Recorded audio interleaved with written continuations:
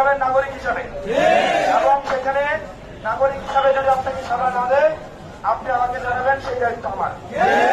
কোনো দালালের মধ্য দিয়ে যদি আপনি, এবং থানার মধ্যে যে দালালরা আগে আসছিল তাদেরকে যদি আমি কারো পাশে দেখি তাদের একটারও ছাড় দেওয়া হবে না। পুলিশ ভাইদেরকে বলবো থানা কোনো ব্যবসায়িক কার্যক্রমের জায়গা না। যারা থানার মধ্যে কোন ধরনের দালালি করে, যারা থানার মধ্যে এখানে মিডিয়েটর ভূমিকা পালন করে, পুলিশ ভাইদেরকে বলবো আগামী 3 দিনের মধ্যে আপনারা তাদের বিরুদ্ধে ব্যবস্থা নেবেন। আর যদি আপনারা ব্যবস্থা না নেন তাহলে কিন্তু আপনাদের বিরুদ্ধে জনতা নেমে আসবে।